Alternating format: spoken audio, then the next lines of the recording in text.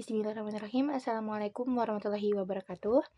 Perkenalkan, nama saya Tiara Lestari dari Prodi Ilmu Komunikasi dengan NIM 12 11 25 11 0113. Di sini saya akan mengerjakan kuis sesi 3 membahas tentang struktural klasik. Di sini saya akan membahas beberapa poin, yaitu yang pertama ciri-ciri dari organisasi sosial, lalu contoh dari fungsi organisasi sosial, lalu contoh profil dari lembaga swadaya masyarakat, organisasi masyarakat, dan juga organisasi keagamaan. Bismillah, kita lanjut ke pembahasan. Apa itu organisasi? Jadi, organisasi itu adalah sebuah forum komunitas kelompok yang berjumlahkan lebih dari satu orang yang mempunyai tujuan yang sama. Lalu ciri-ciri dari organisasi ada beberapa poin, yaitu yang pertama penggunaan batasan operasional yang jelas. Di mana setiap organisasi itu punya tujuan atau sesuatu yang ingin tercapai dengan baik gitu. Untuk memenuhi aspirasi para anggota setiap organisasi. Lalu yang kedua, mempunyai identitas organisasi yang jelas, di mana setiap organisasi itu pasti punya nama, alamat, nomor telepon, yang sehingga keberadaan organisasi ini tuh bisa dapat diakui oleh masyarakat luas. Lalu yang ketiga, terdapat struktur keanggotaan dan status formal yang jelas, di mana setiap organisasi itu pasti punya pengaturan status formal yang setiap anggota pasti punya peranan atau tugas yang jelas secara rinci. Lalu yang keempat, memiliki dasar nilai dan norma. Setiap organisasi itu pasti punya nilai dan norma, dan itu tuh kita harus mengikuti aturan norma dan nilai tersebut. Lalu yang kelima ada bersifat formalitas. Di mana setiap organisasi itu pasti punya sifat formalitas, karena serangkaian bentuk perumusan atau aturannya itu ditulis secara formal dan mengikat gitu. Setiap kita masuk komunitas pasti harus tanda tangan untuk persyaratan tertentu. Lalu keenam, memiliki tingkatan dan struktur kekuasaan dan kewenangan. Organisasi sosial juga mempunyai karakteristik atau tingkatan dalam struktur kekuasaan dan kewenangan yang bisa membentuk organisasi sosial yang digambarkan seperti bentuk limas atau piramida. Lalu yang terakhir ada punya tujuan dan kepentingan yang jelas dan terarah.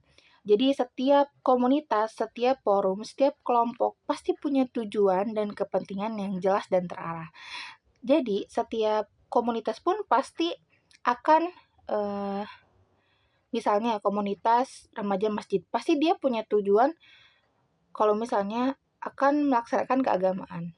Lalu kalau misalnya kita mengambil contoh di kampus himpunan mahasiswa, pasti punya tujuan untuk mengembangkan kampus, bagaimana cara orang-orang sekitar itu bisa lebih tahu nih kalau misalnya kampus kita ini punya kelebihan banyak hal gitu.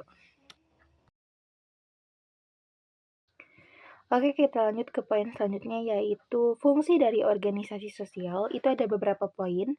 Yang pertama ada sebagai pedoman dalam kehidupan kelompok, di mana setiap anggota, setiap komunitas itu harus punya fungsi ini gitu, sebagai pedoman dalam kehidupan kelompok. Contohnya apa? Contohnya ketika ada kegiatan diskusi, forum diskusi RT RW.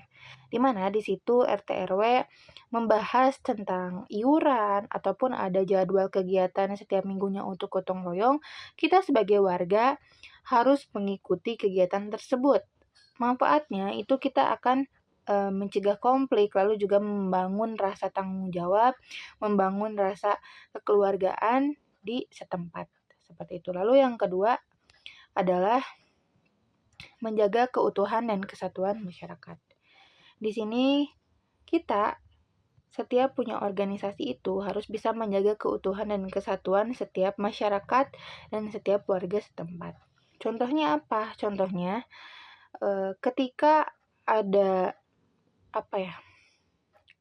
acara hari kemerdekaan, sebagai Karang Taruna itu kita harus ikut berbaur, mengikuti kegiatan acara, atau bahkan kita sebagai kepanitiaan yang membuat acara seperti ada lomba tradisional, makan bersama, atau kayak pesta-pesta rakyat seperti itu, yang manfaatnya itu meningkatkan toleransi, meningkatkan solidaritas, meningkatkan kebersamaan antar sesama gitu. Untuk yang ketiga itu adalah memberikan pengawasan kepada masyarakat.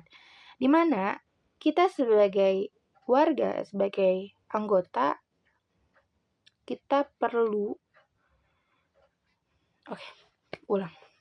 Nah, untuk yang ketiga itu kita harus memberikan pengawasan kepada masyarakat. Ini adalah fungsi dari organisasi sosial, di mana kita harus bisa memberikan kenyamanan, keamanan kepada warga setempat.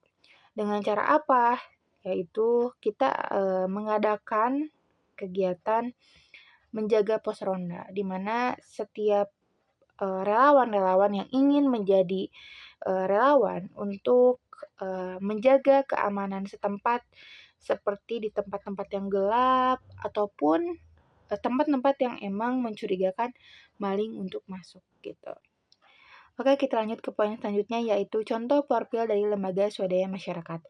Di sini saya mengambil tempat yang dekat dari rumah saya, yaitu Yayasan Punia Malpita Indonesia. Di sini adalah yayasan yang sudah berdiri sejak tahun 2017 hingga saat ini. Visi misi dari yayasan ini adalah ingin menciptakan, ingin meningkatkan kualitas anak-anak yang mempunyai kendala di ekonomi atau bahkan yang orang tuanya sudah tidak ada. Yayasan ini selalu mengadakan acara kegiatan setiap minggunya di hari Jumat untuk mengadakan kegiatan doa bersama, istighosah, dan juga santunan kepada anak yatim dan duafa.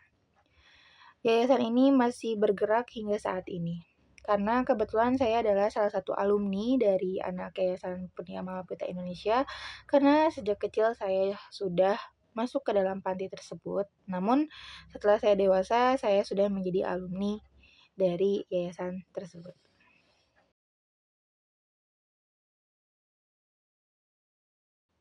Oke, poin selanjutnya yaitu contoh profil dari organisasi masyarakat. Di sini saya mengambil dari yang terdekat, yaitu Forum Masyarakat Peduli Lingkungan, yaitu di daerah sekitar rumah saya, yang berdiri sejak tahun 2012.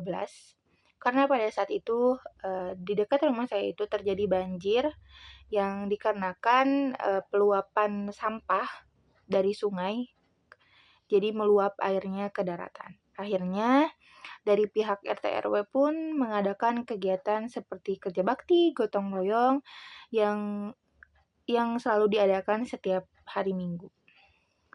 Nah, itu masih terus terlaksana hingga saat ini.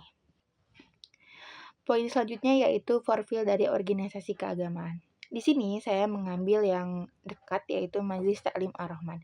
Majelis ini tidak jauh dari rumah saya dan ada sejak tahun 2010, di mana forum ini adalah forum keagamaan dan juga yang selalu mengadakan kegiatan-kegiatan keagamaan seperti pengajian, maulid, rajaban, dan acara keagamaan lainnya.